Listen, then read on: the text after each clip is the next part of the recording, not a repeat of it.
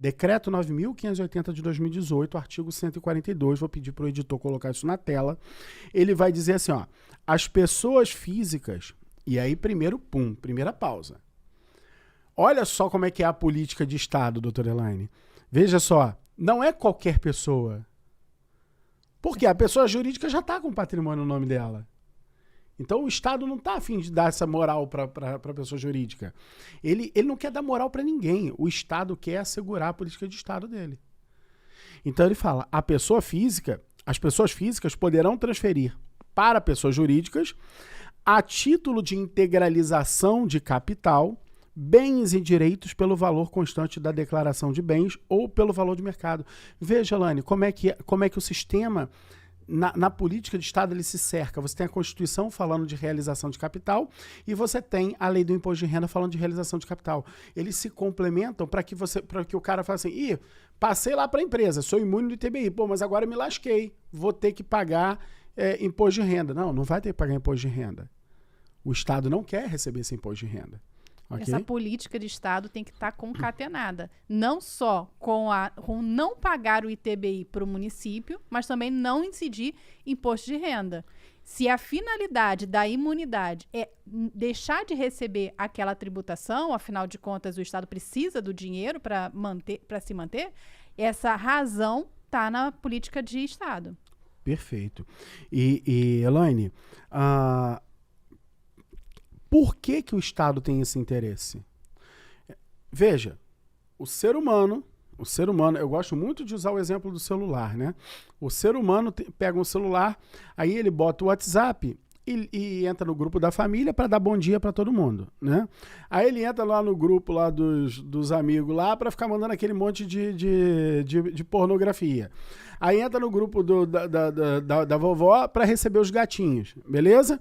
Aí ele faz outras coisas, vai ficar vendo meme o dia inteiro no Reels, né? Fica vendo vídeo no YouTube. Alguns, como advogado de elite, utilizam essa jossa com uma finalidade interessante, inteligente, ok? Mas ele está usando para o mero deleite dele, beleza? A pessoa jurídica não, a empresa não. No momento que você bota esse celular na empresa, doutora Elaine, o que você vai fazer? Para que você usa o celular da empresa, por exemplo? Só para atividade empresária, só para fazer aquela atividade render, movimentar o patrimônio daquela empresa. Exatamente isso. Você vai fazer venda, você vai falar com o fornecedor, você vai falar com um prestador de serviço, vai tirar a dúvida de um cliente, vai mandar um funcionário fazer algum ato. Ou seja, você vai utilizar aquele mesmo bem que servia para futilidades, vamos colocar assim, ele agora também serve, tá? Também serve para girar a economia. E é por isso que o Estado tem esse interesse. Ele tem interesse. E mais, Elaine, olha só como é que a coisa é toda encadeadinha, tá? Veja só, eles não estão dizendo assim, leva para dentro da pessoa jurídica de qualquer jeito. Eles estão falando assim, em realização de capital. Porque no momento em que você leva para dentro da pessoa jurídica por meio da realização de capital, o capital social, o aumento de capital social, ele torna a empresa mais parruda do ponto de vista contábil. Por quê? Porque ele aumenta o patrimônio líquido da empresa, e o patrimônio líquido da empresa é quanto a empresa vale para todos os fins. O patrimônio líquido da empresa mostra para a universalidade das pessoas o quão forte é aquela empresa. E mais, o capital social, a doutrina fala isso, que o capital social, ele é uma garantia universal dos credores. Porque como a empresa não pode ter o seu capital social reduzido com facilidade, ok? Com facilidade, tem muitos critérios para isso, tem pelo menos 2 critérios bem robustos para isso. Um deles, por exemplo, você tem que esperar prazo de 90 dias depois de decidir que vai diminuir.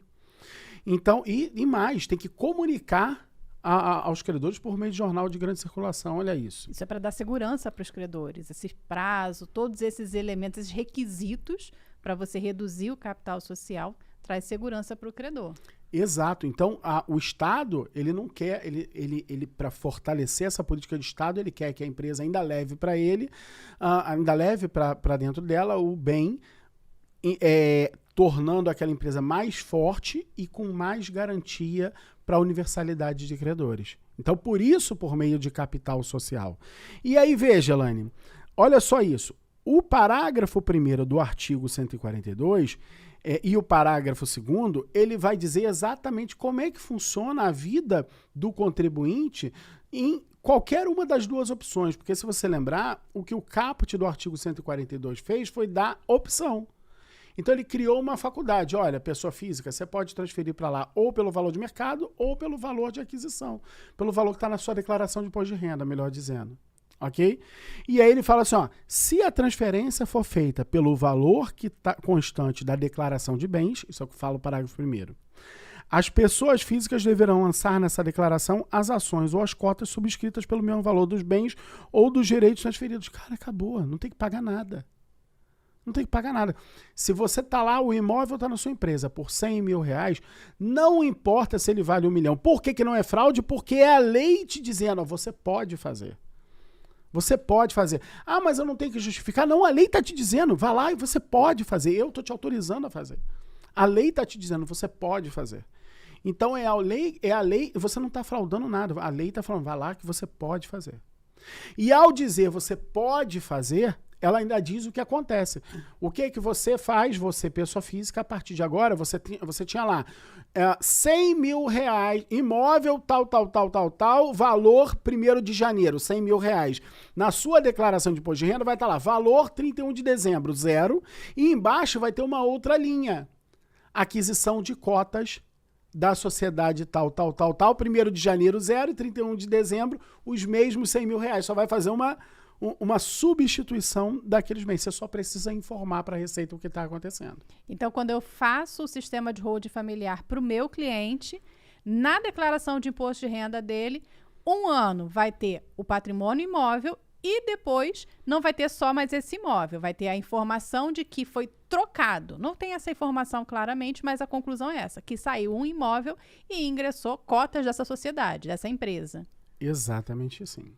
Exatamente assim. E pode, nada impede que o contribuinte, diretamente ele, ou o contador dele, ou o advogado, quem quer que vá fazer a declaração de imposto de renda, lance lá que as cotas foram adquiridas por meio da entrega do imóvel tal. Olha que lindo. A possibilidade desse cara ir parar na malha fina é nula.